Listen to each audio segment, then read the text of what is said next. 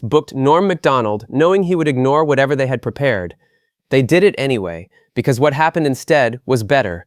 These are the moments they could not get through. So I order it, right? And they send me a different movie, a movie called by the name of Pump Friction. I never heard of it. You never heard of that movie? No, what is it? Well, it's different than Pulp Fiction. Pulp Fiction is a gritty urban satire. Pump Friction is a bunch of dudes and ladies having dirty sex. Whoa! And, you know. So there's a mix-up, obviously. Yeah. And it wasn't a bad movie, you know. It was. Actually, with those dirty movies, I find like they're good for about 15, 20 minutes. I'm really interested. Right. And then there's one point that all of a sudden I'm bored. You know,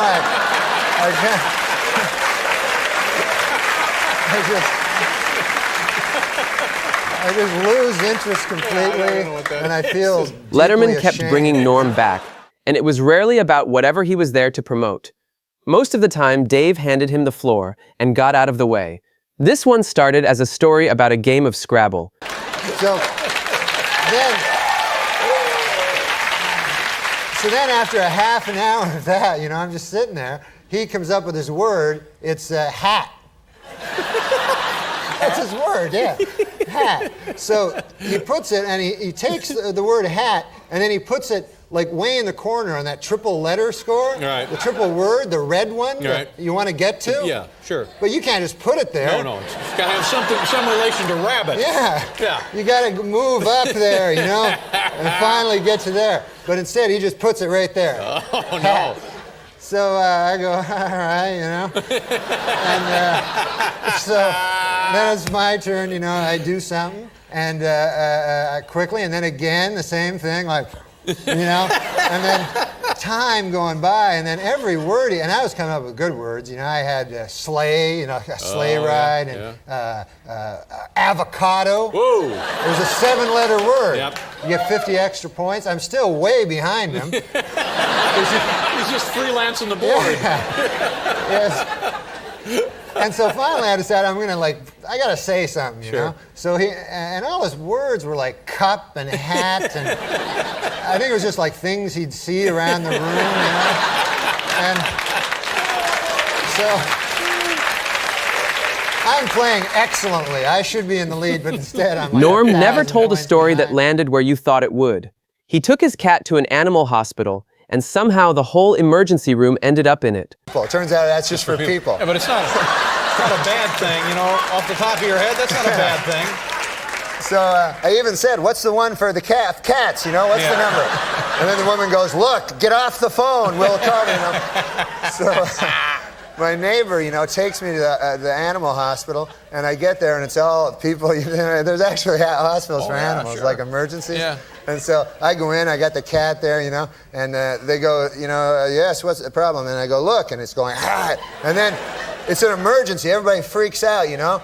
It's like on ER or something. They're like, whoa, the cat, where they take it out, you know, Jump into and action. everything's like panic and bedlam, you know, and so I just sit down, start reading a magazine there, you know, and a little while later this guy comes out. He's like a doctor, but not a real doctor. He's a you know? veterinarian.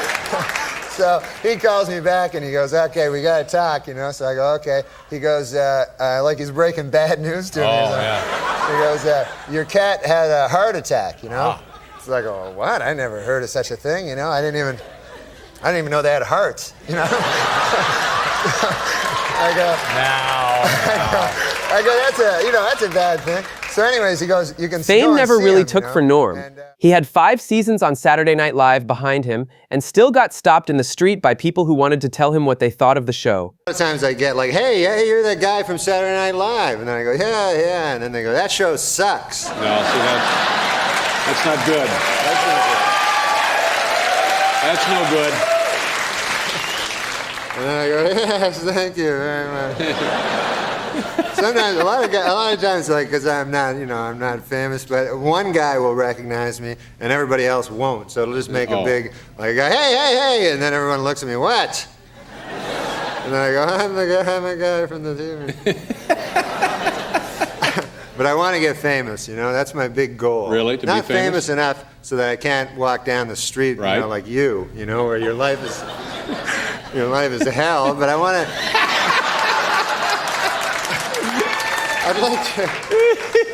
I'd like to get famous enough so that if I ever had like, problems with my liver or something, I could get another one quick. You know, that kind of. You want to go to the top of the list? Yeah.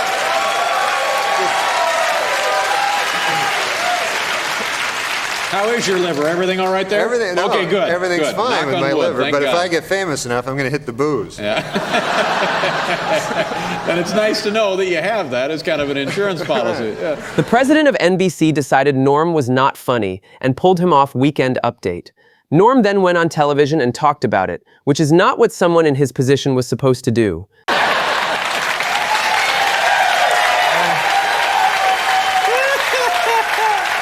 Oh, man, good. Yeah. Good for you. I'll admit when I'm wrong. I've never been happier to be right about something in my life. Yeah.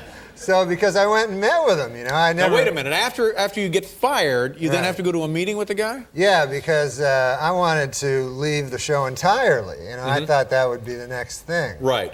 And so, and then, you know, I talked to all these guys I pay money to, you know, and I go, hey, how about you guys figure out something there, you know? And then they're like, well, we were talking to this one guy that said that he maybe could do, you know, and it took forever. So I said, Right. how about I just go talk to the dude that fired me? Face to face, Yeah. mano a mano. It shows great courage, great class, grace, I believe, Yeah. on your part. Yeah. Well, I'm a courageous, classy dude. So I have to go to his office there. He lives in Hollywood, California, you know. And He's a big shot, this guy, Don Olmeyer, a big Yeah. shot. Oh, yeah, One yeah. of these guys comes to work very early and spends most of the day selecting monograms. You know, that's what he does. Yeah. Yeah. So his office is like, I went to his office, and it's this big office, you know, and then you go in there. I'm not used to these things, you know. I'm just a guy. The used jokes to that got him removed nightclub. were the ones he picked himself. The writers handed him plenty. He kept choosing the ones nobody else would say out loud. Murderers? I think we should just go on to the next question. Murderers. Yeah. Oh, Clinton, he murdered a guy. Yeah, you know, we're not allowed to, you're not allowed to put out no accusations without That's a proof, little darling. too far. That's the way it does let's work. let's just go on to the next question. please. Yeah. This is not my week. What can I tell you? Oh, it's not mine either, and I'm being very nice, okay? Be a good boy. Now, Norm. Do you never hear that? No. Listen, No, we don't need I to don't talk want to get about into this. this, and I don't want to hear it, and this is not the place to make those accusations. And you're supposed to be funny. Let's get on to the Right, next question. So get with it. There you go. This is a live show. Not for nothing, Norm, but you have been properly chastised by Barbara. So I'm now going to ask the next question. it was a matter of record. Shut up! Look, Okay. let me do this, okay? I'll tell you what's a matter of record. You will not be invited back if you don't shut up. All right, now. You've admitted that you're lazy. I think you've read 6 books in your life. I've read 6. 6. What kind of a woman would be attracted to you, do you think? Well, I have a lot of money.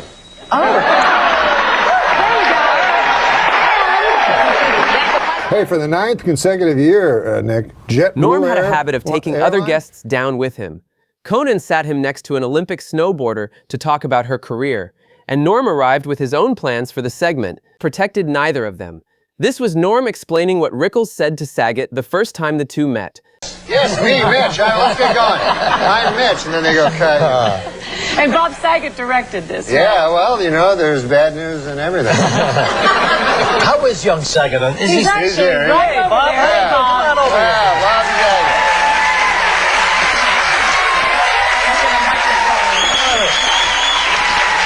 Yes, you do. Stand over there. Stand over there, mate. Guys, Nice to see you two guys survived making this movie together. Well, Bob's a great man. Bob's a great man. and a good woman. We've been together for a while. And now he's a big movie director. He's a big movie director. If it's a big movie. Tell him what Rickles said to you when he first met you about what Scorsese. Oh, Rickles actually said, Bob, you're very, very tall. You're very tall. Martin's very short man. That was it. No, Remember Scorsese met you when he first heard? He said, I'll do it. I don't remember. He said, Rickles meets him and he goes, because he did Casino with Martin Scorsese. Sure. And he goes, I just talked to Martin and I told him you were my next director. And he went, ah! Oh, that's He left me a message. He called me at Later my on, office. And he Norm said, hosted his own show, and the format did nothing to slow him down. A guest asked him a straightforward question about privilege. Okay. So, and then he. so you said, yeah. Yeah, I go, yeah, and he took me Am I to. hungry? I'm broke and I have no money. What do you think? I'm hungry. I'm hungry. Plus, I want some food. Do you feel you have white privilege?